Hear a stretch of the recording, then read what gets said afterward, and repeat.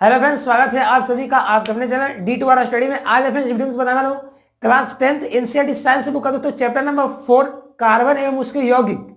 उसका तो मैं 30 महत्वपूर्ण सवालों को बताने वाला हूँ। जी हाँ फ्रेंड्स, जो chapter friends organic chemistry class 10th का, उसका मैं 30 महत्वपूर्ण सवालों को बताने वाला हूँ एमसीक्यू को, क्योंकि आपके लिए बहुत ही इंपॉर्टेंट सवाल है, क्योंकि एग्जाम में कहने के फिर से पूछे गए, रिवील भी किए गए, इसलिए पूछने के सामने बन रहे हैं। इसलिए सारे प्रश्नों को देखेंगे कैसे कहता है, कैसे का आंसर में डिस्कशन करेंगे। ठीक है फ्रेंड्स, और मैं बता दूं सारे जो प्रश्न है ना वो सारा एनसीईआरटी बुक से निकाला गया। ठीक है, इसलिए इसको देखिएगा, समझिएगा, समझना क्लियर करना। तो वीडियो को आगे देते रहिएगा। वीडियो अच्छा लगा तो लाइक कर दीजिएगा, और कुछ वीडियो सीखिएगा तो प्लीज चैनल को सब्सक्राइब कर दीजिएगा। चलिए शुरुआत करते हैं आज के क्लास को। तो जैसा कि यहाँ पे देख रहे हैं कि मैं यहाँ पे 15 प्रश्न भी लिया हूँ। इसी वीडियो में 15 को बताने के बाद मैं 15 और लूंगा। ठीक है, जैसे कि आप सब जानते हैं कि इसके पहले जितने मैं बहुत सीरीज लाया हूँ, बहुत सारे चैप्टर का मैं क्लास 10th 12 दोनों का चला रहा हूँ, तो बहुत सारे मैं चैप्टर को मैं खत्म किया। उसके पहले फिजिक्स, केमिस्ट्री, बायोलॉजी का, उसी बार से आज इसको खत्म कर देंगे। ठीक है, ओके, आपका एग्जाम में दिख है, इस वाले पूछ सकते हैं। ठीक है, देखिएगा, आराम से समझिएगा, कोई हवा नहीं, आराम से, छोटा वीडियो होगा, सीखना है। ठीक है, प्रश्न को पढ़ा जाए, प्रश्न क्या कहता है। पहला प्रश्न क्या बोल रहा है कि कार्बनिक यौगिकों में कार्बन की संयोजकता होती है। कार्बनिक यौगिकों यानी ऑर्गेनिक कंपाउंड में कार्बन की संयोजकता होती है, यानी कि कार्बन का वैलेंस कितना होगा। समझा, ये प्रश्न पूछा भी गया, तो इसका आंसर फिर से हमारा होगा 4। अब मैं बताता हूँ कि 4 क्यों हुआ, क्योंकि भाई डिस्कशन तो करना है, सिर्फ क्वेश्चन से तो करना नहीं है। मैं आपको कारण ही बताऊंगा 4। अब 4 इसलिए हुआ फ्रेंड्स क्योंकि कार्बन का वैलेंसी, कार्बन का इलेक्ट्रॉनिक विन्यास देखिएगा तो हम सब पढ़े क्या 2,4, तो अंतिम कक्षा में 4 इलेक्ट्रॉन आया है। तो 4 इलेक्ट्रॉन आया है ना फ्रेंड्स, इसी को फ्रेंड्स कहते हैं हम लोग वैलेंसी, वैलेंस इलेक्ट्रॉन। अब वैलेंसी भी इसका 4 ही होगा, क्योंकि वैलेंसी 8 माइनस निकलता है, तो 8 में 4 वैलेंसी हो गया, 4 वैलेंसी इलेक्ट्रॉन हो गया। और इसीलिए फ्रेंड्स कार्बन क्या होता है, 4 बॉन्ड बनाता है। ठीक है, 4 इसीलिए कार्बन 4 बॉन्ड बनाता है, क्योंकि इसका वैलेंसी 4 होता है ना। समझा रहा, ऑक्सीजन 2 बॉन्ड बनाता है, क्योंकि ऑक्सीजन का वैलेंसी 2 होता है, सीधे से बात। अगला बढ़ते हैं, क्वेश्चन नंबर 2। प्रश्न क्या बोल रहा है कि एल्केन के सामान्य अनुसूत्र क्या होता है। अल्केन आप लोग पढ़े होंगे 10th में, मैं पढ़ाया भी हूं, अल्केन, अल्कीन, अल्काइन। तो अल्केन का सामान्य अनुसूत्र क्या होता है, जनरल मोलिकुलर फॉर्मूला। इसका मतलब उस फॉर्मूला पे पूरा अल्केन वाले कंपाउंड का फॉर्मूला बन जाए, सरल बन जाए, तो उसका फॉर्मूला याद कर लीजिए, इसे याद में आ सकता है। ठीक है, या आपको हाई स्कूल में एग्जाम में पूछेगा CnH2n+2, ये फ्रेंड्स फॉर्मूला होता है CnH2n+2। अब भाई एन क्या है, ये नंबर है। अब मान लीजिए एक कार्बन लेंगे तो C1H2 गुना 1+2 यानी कि CH4 हो जाएगा। 2 लेंगे C2H6 हो जाएगा। 3 लेंगे तो CH8 हो जाएगा। तो वो आपको 1 2 3 ऐसे करके लेना है, 10 तक लेना, जितना को 10 में 10 तक ही पढ़ना है ना, पढ़ना है ना। तो वो आप लीजिएगा तो बन जाएगा, सब अल्केन का ही फॉर्मूला बनेगा, वो अल्केन वाला कंपाउंड ही बनेगा। अगला थर्ड नंबर प्रश्न क्या बोल रहा है कि कार्बन हाइड्रोजन से संयोग कर क्या बनाता है। कार्बन हाइड्रोजन से संयोग कर क्या बनाता है, तो कार्बन फ्रेंड्स हाइड्रोजन संयोग करके बनाता है हाइड्रोकार्बन। जब फ्रेंड्स कार्बन हाइड्रोजन से जुड़ेगा ना तो बनाएगा हाइड्रोकार्बन। ठीक है, अब नाम ही समझना, हाइड्रोकार्बन, हाइड्रो मतलब हाइड्रोजन, कार्बन मतलब कार्बन, यानी कि हाइड्रोकार्बन वाला कंपाउंड में क्या रहेगा, हाइड्रोजन और कार्बन रहेगा, इसको छोड़कर कोई नहीं रहेगा। ठीक है, मैं इसका आंसर क्या डाल दूंगा, हाइड्रोकार्बन। आपको एग्जाम में सर देगा, बहुत सारा ऑप्शन दे देगा, तो घबराना नहीं है, आपको हाइड्रोकार्बन मानना है। बच्चे से तो किसी के दिमाग में ये आ रहा हो कि सर 1 लाइनर लिए हैं, नहीं देखूंगा वीडियो, ये सब गलत बात है। जो बच्चा डायरेक्टली सवाल पूछूंगा बताएगा, मैं मान लीजिए सपोज मैं किसी बच्चे से प्रश्न पूछ रहा हूँ, बोले पूछेगा कि कार्बन हाइड्रोजन को क्या बनाता है, और मान लीजिए बच्चा जवाब दिया हाइड्रोकार्बन, और एक और बच्चा सवाल पूछा, मैं उसको 4 ऑप्शन दिया, तब वो बताया, तो ब्रिलियंट कौन है, कौन ज्यादा पढ़ा था, जो बिना ऑप्शन को बताया है। इसीलिए आप ऑप्शन को देखकर मत पढ़िए, क्योंकि आपको कभी कभी क्या होगा ना, आपको ऑप्शन देखने से क्या होगा, 4 ऑप्शन दिमाग में रहेगा और एग्जाम में कंफ्यूज हो जाएगा, लगता है ये भी था, ये भी आंसर हो सकता है, ऐसा नहीं, हाइड्रोकार्बन। ठीक है, इसलिए 1 लाइनर के साथ आप प्रैक्टिस करिए, आपको ज्यादा याद रहेगा और आप मजबूती पकड़ पाएंगे। आगे बढ़ते चौथा नंबर, सरलतम हाइड्रोकार्बन क्या है। सरलतम मतलब सबसे सिंपलेस्ट हाइड्रोकार्बन, तो वो फ्रेंड्स होता है मीथेन। मीथेन सबसे सिंपलेस्ट है, शुरुआत मीथेन से ही होता है। ठीक है, क्या था CH4। अब समझ सकते हैं मीथेन क्यों हुआ है, क्योंकि इसमें क्या हुआ, कार्बन 1 हुआ है, 1 कार्बन हुआ है ना, 2 कार्बन होता तो उसके बाद वाला हो जाता, लेकिन सबसे पहला शुरुआत CH4 से ही होता है। यहाँ पे 1 पुट करिएगा ना तो CH4 आ जाएगा, तो ये सबसे सरलतम हाइड्रोकार्बन होता है। आगे बढ़ते, आगे क्या बढ़ते हैं भाई, 5वां नंबर प्रश्न क्या बोल रहा है कि एथेन का आणविक सूत्र C2H6 है, इसमें कितने सहसंयोजक बंधन है। इसका मैं एथेन का आणविक सूत्र दे दिया गया है C2H6। तो बोल रहा है कि इसमें कितना सहसंयोजक बंधन कोवैलेंट बॉन्ड होगा। तो भाई इसका आप स्ट्रक्चर बनाइए। मैं ऐसे रटवाना होगा कि रटवा दूं 7 याद कर लो, ये सब चीज नहीं होता है। यहाँ पे भाई डिस्कशन चल रहा है, मैं बोल दिया वो करूंगा, ठीक है। देखिए क्या होगा, 2 कार्बन का ना, इधर हाइड्रोजन हो जाएगा, इधर हाइड्रोजन, इधर हाइड्रोजन, इधर हाइड्रोजन, इधर हाइड्रोजन और इधर। अब गिन लीजिए बॉन्ड को, 1 2 3 4 5 6, बीच वाला एक 7 हो गया, तो ये हो गया 7। अब भाई कोई रटना मारेगा बच्चा कि 7 होता 7 होता है, लेकिन जब स्ट्रक्चर के याद देख के याद करिएगा तो कोई रटना नहीं पड़ेगा, वो 7 ऐसे ऐसे था, हो गया, ठीक है। चलिए आगे बढ़ते हैं। 6ठा नंबर प्रश्न क्या बोल रहा है कि अल्कीन तथा अल्काइन कैसा हाइड्रोकार्बन है। अल्कीन तथा अल्काइन कैसा हाइड्रोकार्बन है। तो मैं आपको फिर बता दूं कि हाइड्रोकार्बन 2 टाइप का होता है, एक होता है संतृप्त सैचुरेटेड, एक होता है असंतृप्त अनसैचुरेटेड। तो अल्कीन और अल्काइन होते हैं ना, वो अनसैचुरेटेड होते हैं, वो असंतृप्त होते हैं, क्योंकि इनमें डबल बॉन्ड और ट्रिपल बॉन्ड पाया जाता है। बट अल्कीन क्या होता है ना, उसमें सिंगल बॉन्ड पाए जाते हैं, इसलिए वो संतृप्त होता है। तो अल्कीन अल्काइन है, अल्कीन में डबल बॉन्ड, इसमें ट्रिपल बॉन्ड, यानी कि क्या होगा, ये असंतृप्त हो जाएगा। समझ में आ गया। कोई बच्चा बोलेगा कि असंतृप्त का है, तो बोलना कि इसमें डबल बॉन्ड पाया जाता है अल्कीन में, अल्काइन में ट्रिपल, इसलिए ये दोनों असंतृप्त होता है। आगे 7 नंबर क्या बोल रहा है कि एथीन के एक अणु में किन्हीं 2 कार्बन के बीच कितना बंधन पाया जाता है। एथीन मान लीजिए, एथीन का फॉर्मूला कितना होता है, C2H4 होता है। अब इसके 2 कार्बन, तो मान लीजिए यहाँ कार्बन है, यहाँ पे हाइड्रोजन होगा, 2 हाइड्रोजन रहना चाहिए, सिर्फ 4 हाइड्रोजन रहना चाहिए। तो 2 बॉन्ड इधर से बना लेगा, 2 बॉन्ड इधर से बना लेगा, तो 2 बॉन्ड बचा कार्बन का, तो 4 बनाता है ना, 2 तो बना ही लिया, तो 2 कहां से बनाएगा, ई कार्बन से बनाएगा। देखिए इस कार्बन का भी 4 हो, इसका भी 4। अब बताइए अब कार्बन के बीच कितना बॉन्ड, 2 बॉन्ड पा रहा है, 2 है ना, 2 बॉन्ड का 2 कार्बन के बीच, तो इसका आंसर मैं क्या डाल दूंगा, 2 बॉन्ड।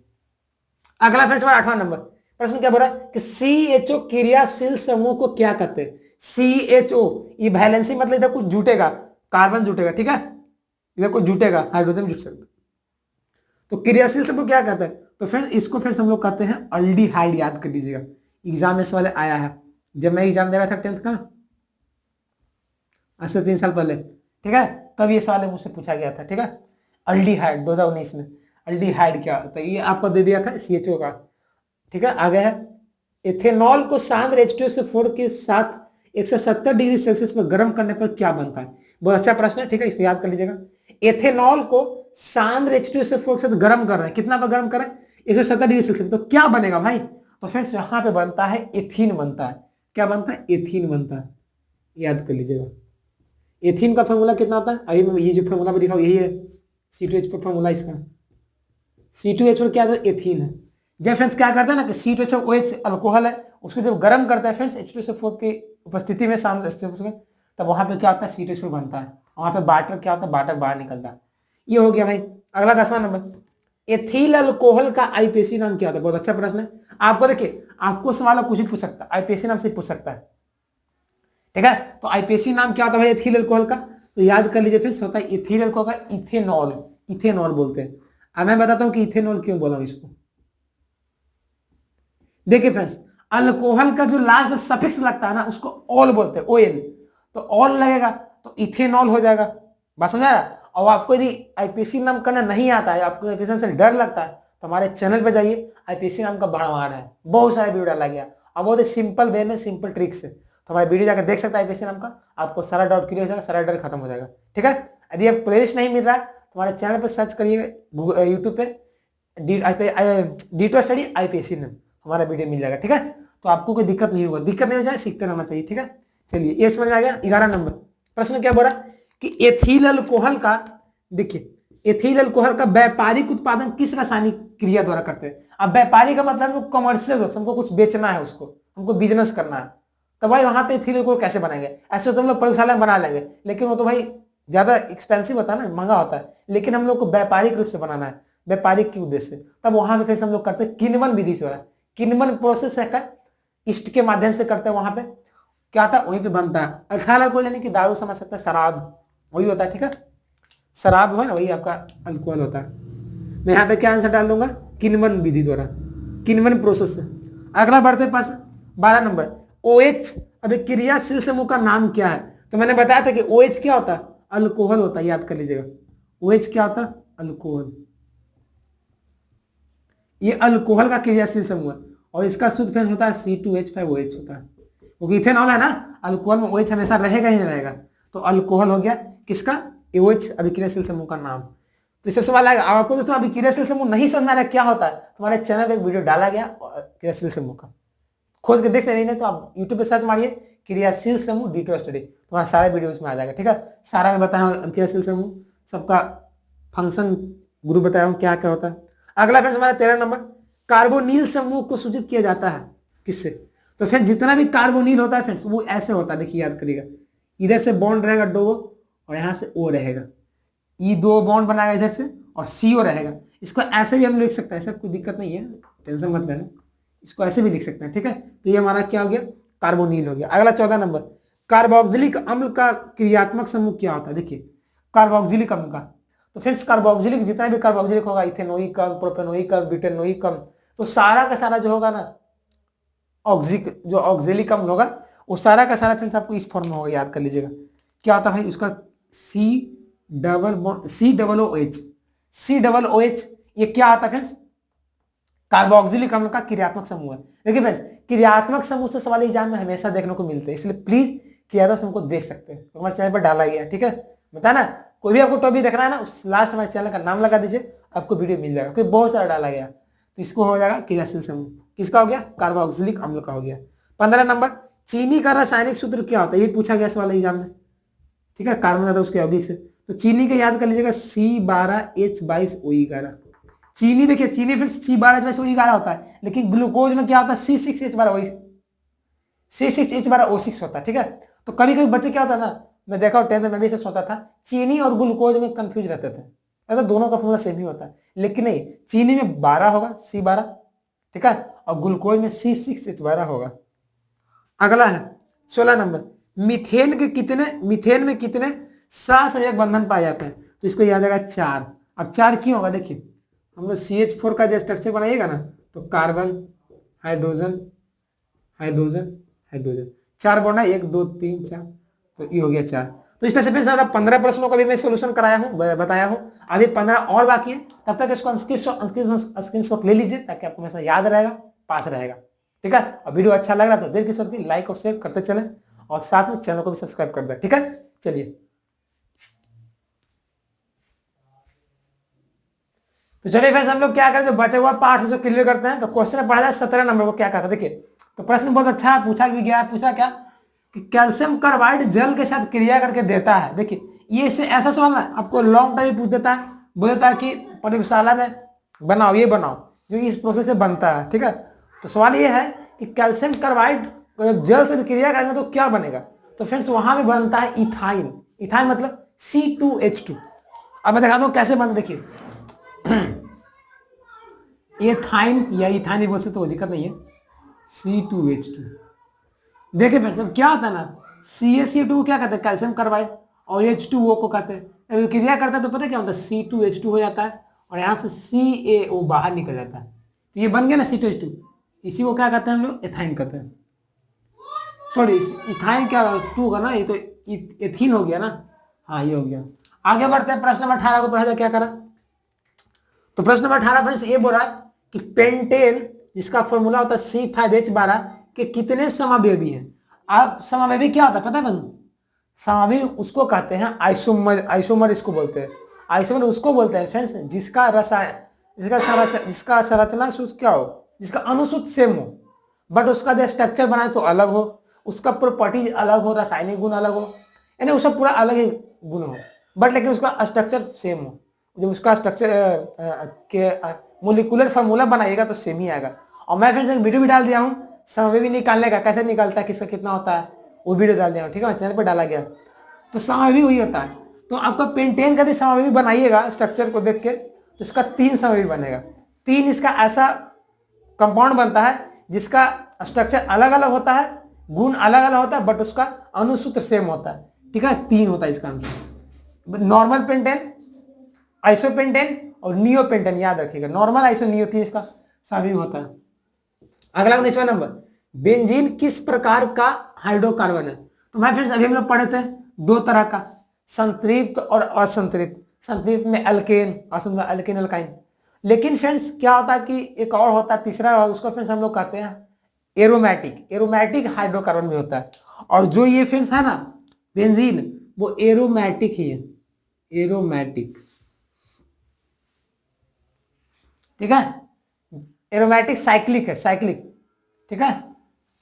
अगला फ्रेंड्स हमारा आता है 20वां नंबर, बेंजीन का सामान्य अनुसूत्र क्या, देखिए आएंगे, देखिए बेंजीन हम लोग देखे थे कि बेंजीन एरोमेटिक है। अब सवाल ये पूछ रहा है कि बेंजीन का सूत्र क्या होता है, तो फिर बेंजीन का अनुसूत्र होता है C6H6।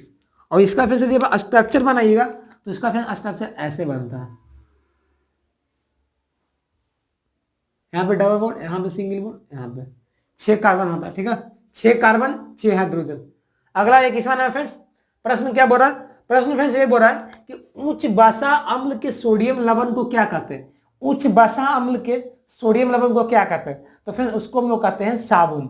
याद रखिएगा, जो हम लोग यूज करते हैं ना साबुन, साबुन का बहुत टाइप्स होता है, क्लास 12 में पढ़ना है साबुन के कितने टाइप्स होता है, ठीक है। तो साबुन जो फ्रेंड्स होता है ना वो क्या होता है ना, उच्च सोडियम लवण का उच्च बसा अम्ल होता है, ठीक है, उच्च बसा अम्ल का सोडियम लवण होता है। तो मैं इसका आंसर क्या डाल दूंगा, साबुन।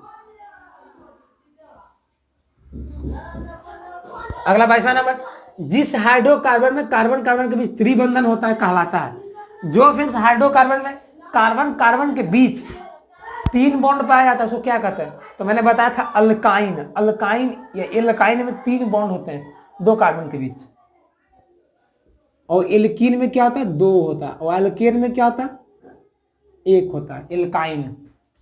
अगला है 23वां नंबर, C60 फुलेरीन कार्बन का एक प्रूफ है, इसका आकृति कैसा, देखिए कार्बन का तो बहुत सारा प्रूफ होता है, ठीक है, कार्बन का ऐसे 3 प्रूफ होता है, एक ग्रेफाइट होता है, एक हीरा होता है, और एक फुलेरीन होता है, जिसका खोज किए थे बकमिस्टर फुलेरीन साहब, ठीक है। तो वही पूछ रहा है कि जो C60 जिसको सूत्र होता है इसका, ये फुलेरीन है, इसका कैसा आकृति होता है, तो फिर इसका आकृति होता है फुटबॉल के जैसा, ठीक है, फुटबॉल देखे फुटबॉल के जैसा होता है। और उसी फोटो में ब्लैक व्हाइट वाला जो होता है ना पार्ट छोटा छोटा, वो कार्बन को दर्शाता है। तो इसका याद रखिएगा कितना होता है, कैसा आकृति होता है इसका, फुटबॉल जैसा। ये सवाल फ्रेंड्स एग्जाम में आया हुआ, पूछा भी गया था, फुटबॉल के जैसा किसका आकृति होता है, C60 को, C60 को क्या कहते हैं, फुलरीन। अगला फिर से हमारा सवाल आता है 24 नंबर, कार्बन के कितने अप्रूप है, तो कितना है 3 अप्रूप। इसमें क्या है आपका, हीरा आता है, ग्रेफाइट आता है, और ये फुलेरीन। देखिए फ्रेंड्स आपको कभी इसको फ्लोरीन मत समझिएगा, फ्लोरीन वो अलग चीज है, ये फुलेरीन है, ठीक है, ये फुलेरीन है। अगला फिर से हमारा आता है सवाल 25वां नंबर, प्रश्न क्या बोल रहा है कि ग्लेशियल जो एसिटिक अम्ल होता है उसको क्या कहते हैं, तो फ्रेंड्स ग्लेशियल जो एसिटिक अम्ल होता है फ्रेंड्स उसको क्या कहते हैं, तो इसको हम लोग क्या कहते हैं फ्रेंड्स, ग्लेशियल एसिटिक अम्ल को क्या कहते हैं, सॉरी शुद्ध इसको एसिटिक अम्ल कहेंगे, ठीक है, क्योंकि एसिटिक है ना, तो भाई ग्लेशियल एसिटिक अम्ल इसको अल्कोहल थोड़ी ना बोलेंगे, इसको शुद्ध क्या कहते हैं, एसिटिक अम्ल कहते हैं।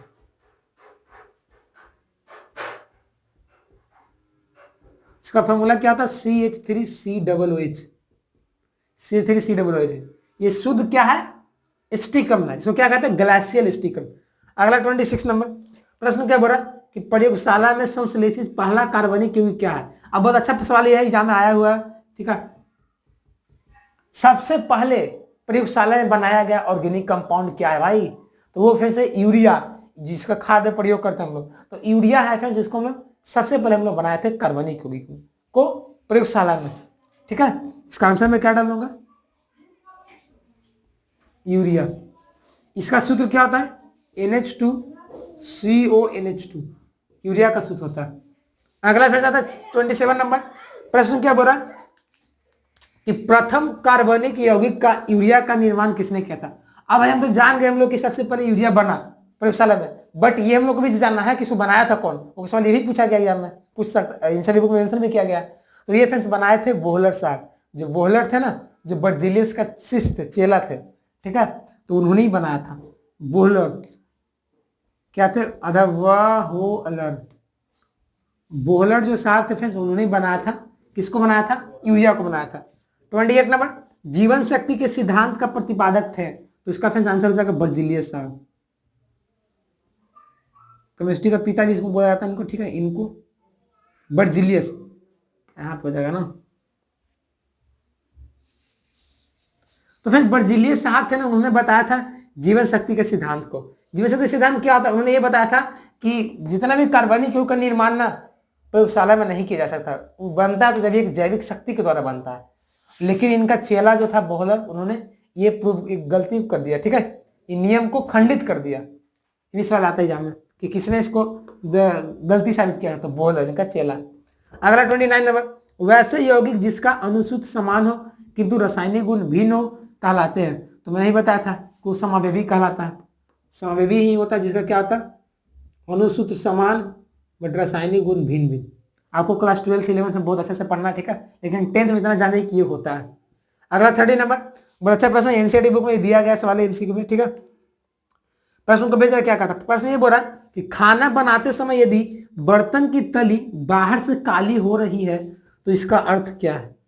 अब खाना जिसे घर में बनाते हैं तो मान लीजिए जो बर्तन का तल जो काला पड़ जा रहा है, काला लग रहा है इसमें, ठीक है, काली टाइप का, तो सो इसका मतलब क्या हो रहा है भाई, तो इसका मतलब ये होता है फ्रेंड्स कि जो वहां पे ईंधन जो है ना, ईंधन पूरी तरह से नहीं जल रहा है। आपका घर का ईंधन हो या आप किसी और जैसे घर में यूज करता है ना, वो आपका ईंधन के रूप में, ठीक है, वहां पे क्या रहता है, ब्यूटेन रहता है ना, ब्यूटेन और प्रोपेन रहता है। तो वहां पे क्या होता है, जो एल गैस रहता है वहां पे ब्यूटेन प्रोपेन, यानी कि नहीं जल रहा था, तभी तो काला हो रहा है बर्तन हमारा, ये होता है। अरे पूरे से जलता है ईंधन तो काला आपका बर्तन नहीं पड़ता। इसका मतलब ये, इसका मतलब क्या होता है, ईंधन पूरी तरह से नहीं जल रहा है, इसका मतलब ये होता है, ठीक है, ईंधन पूरी तरह से नहीं जल रहा है। यदि ईंधन जलता तो आपका कालिख नहीं लगता। तो ये सवाल है फ्रेंड्स था जो मैं इस वीडियो में लिया था, 30 महत्वपूर्ण सवाल है जो मुझे लगा कि नहीं ये सवाल पूछ सकता है, बच्चों को जानना चाहिए, क्योंकि बच्चे बहुत पढ़ लेते हैं लेकिन इस सवालों को नहीं जानते हैं और एग्जाम में अच्छा मार्क्स नहीं आता। लेकिन ये सब चीज़ों को समझ जाएगा तो अच्छा मार्क्स ला सकते हैं। केमिस्ट्री को हार्ड चीज नहीं है, साइंस आसान है, ठीक है, बस हमसे जुड़े रहना चाहिए। तो इसको स्क्रीनशॉट ले लीजिए। तो फ्रेंड्स आज के बस इतना ही। आज का वीडियो कैसा लगा, अच्छा लगा ना, कुछ सीखे, हेल्पफुल था, तो प्लीज यार वीडियो को लाइक कर देंगे और चैनल को सब्सक्राइब नहीं किए होंगे तो प्लीज हमारे चैनल को सब्सक्राइब कर दें। ओके फ्रेंड्स, हमारे channel friends class 10th and 12th का एमसीक्यू का सीरीज चला जा रहा है, इसलिए प्लीज चैनल को सब्सक्राइब कर रखें और जो बगल में नोटिफिकेशन है उसको भी दबा दें ताकि जितने नए नए वीडियो आएंगे उससे अब अप टू डेट रहेंगे, ठीक है। इसलिए प्लीज सब्सक्राइब दिस चैनल। और मैं फिर बताया जाता है ये कहूंगा फ्रेंड्स कि इस वीडियो को प्लीज शेयर करिए अपने फ्रेंड्स के साथ ताकि सीखेंगे, आगे बढ़ेंगे। और हमें इंस्टाग्राम फेसबुक तक फॉलो नहीं किए होंगे वहीं फॉलो करिए क्योंकि वहां मैं सिखाता रहता हूँ शॉर्ट वीडियोज के माध्यम से, ठीक है। चलिए मिलते हैं नए वीडियो, तब तक बनेगा। जय हिंद, जय भारत, टेक केयर, बाय।